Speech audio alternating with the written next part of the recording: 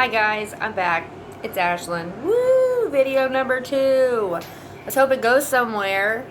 But today's thing I was going to talk about, like, with other moms and maybe stay-at-home dads or whatever, is scheduling.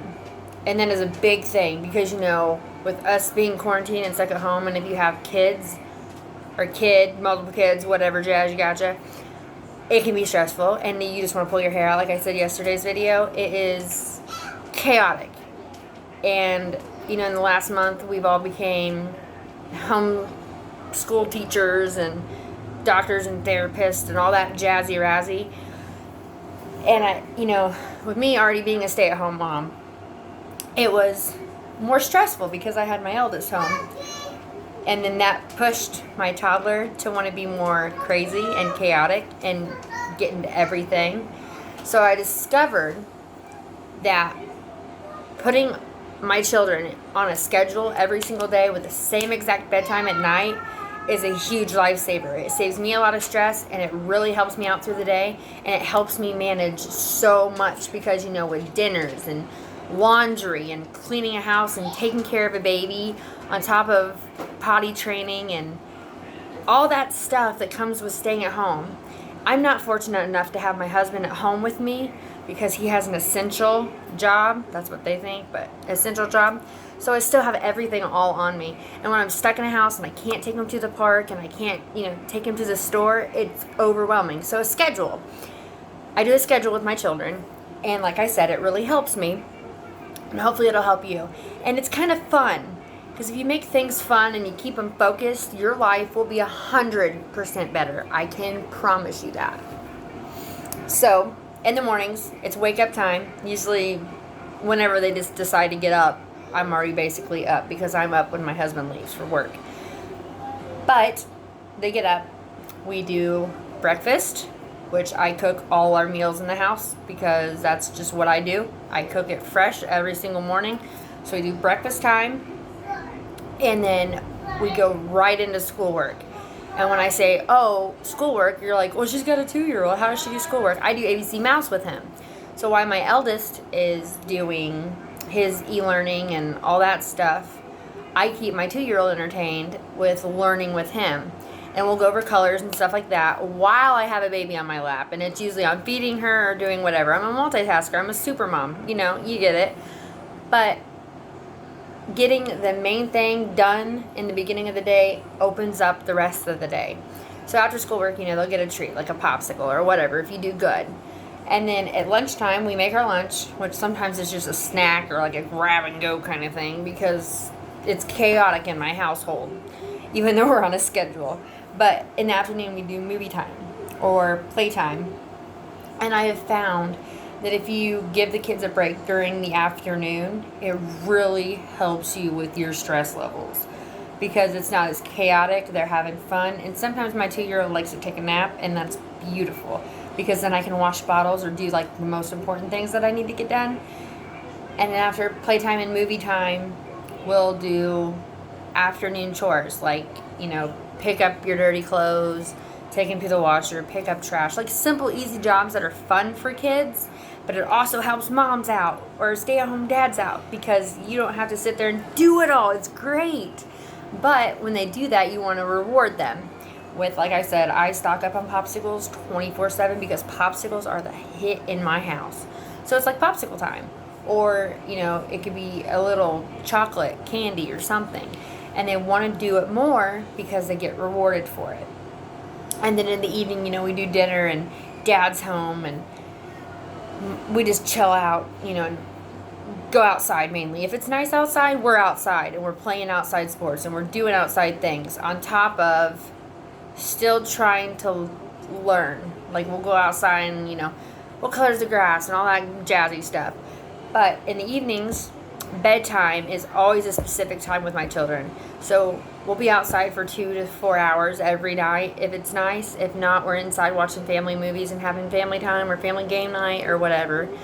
And I have learned when they go to bed at night, do not break that barrier. Because once they're in a schedule, you do not want to break what you have going on.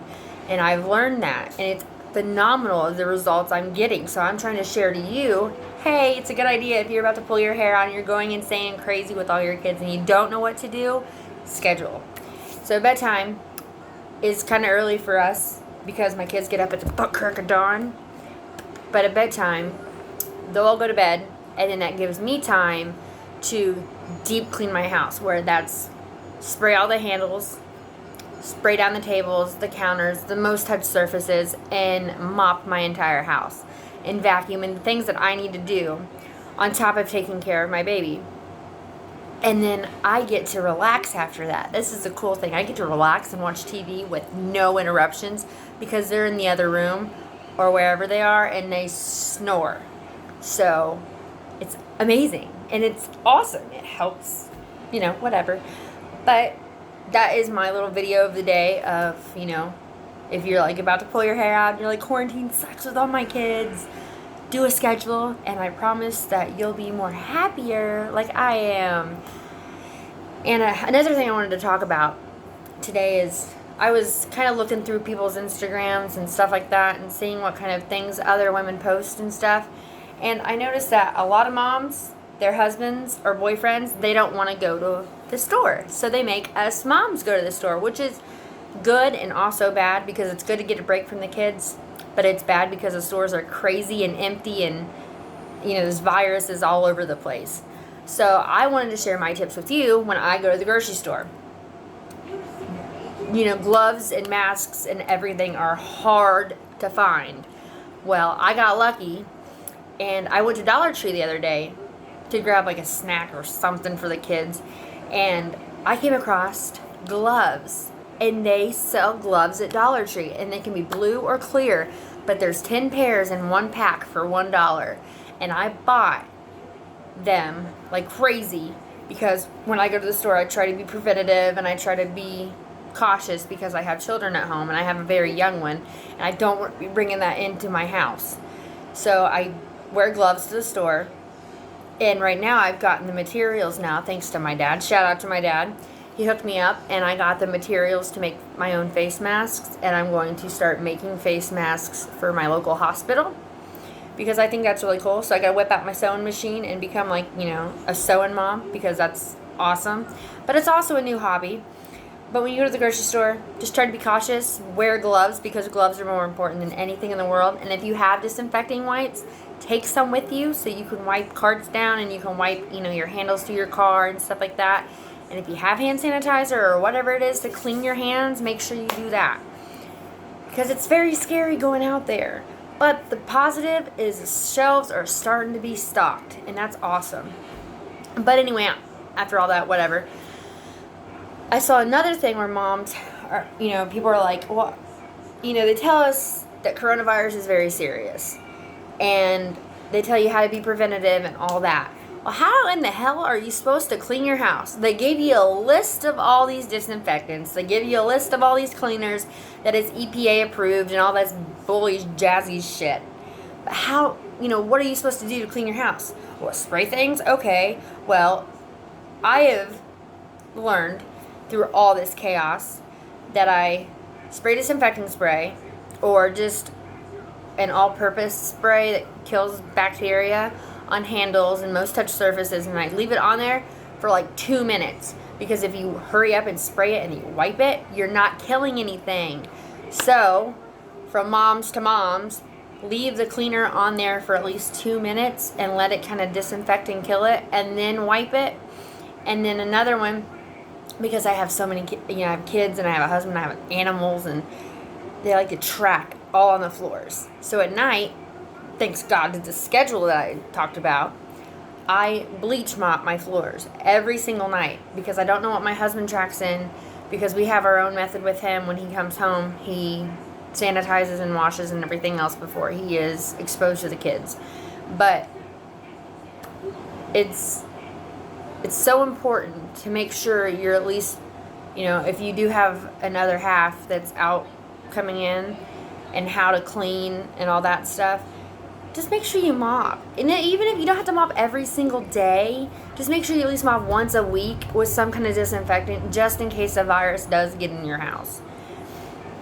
And they're like, well, what do you do with like toilet seats? Well, that's obvious. How did you clean the toilet seat before? That's what you do. And the big one that I've noticed is, well, what kind of laundry soap do you use? Well, I'm going to tell you right now that if you do it cold in laundry soap, it's probably going to kill it. But it's also smart to do a little bit of bleach in your loads just to kill it if you're like panicking and freaking out. But anyway, those were a few topics that I kind of threw in there and what have you. And I think tomorrow I'm going to do a video on hobbies, like quarantine hobbies, like the new hobbies that I'm trying to do, which I'm excited about. But I've always been a painter, so I paint, so that's nothing new. But hobbies in quarantine, I think we're going to shoot at you tomorrow and see how people like it. And I hope that something in this video that you took and it helped you, because that's what it's all about here. And like I said, if you're like in the negative blues in quarantine and you're just like feeling alone and feeling secluded and you're just blah, don't give up. Reach out to somebody, talk to them, because that's what we're here for. We're here to help each other. So that's a wrap for today, and I hope that you really liked my videos. And give me feedback, y'all. Like, I'm just sitting here like wanting feedback because it's fun for me to do videos. Because it's just nice to sit there and look at yourself and talk in a camera. No, I'm just kidding. But I hope you guys are safe out there. And I pray for all the families and everybody affected by all this. And we'll get through this. Just stay the fuck home. And take care of your asses, alright? Okay. Peace out, Girl Scout.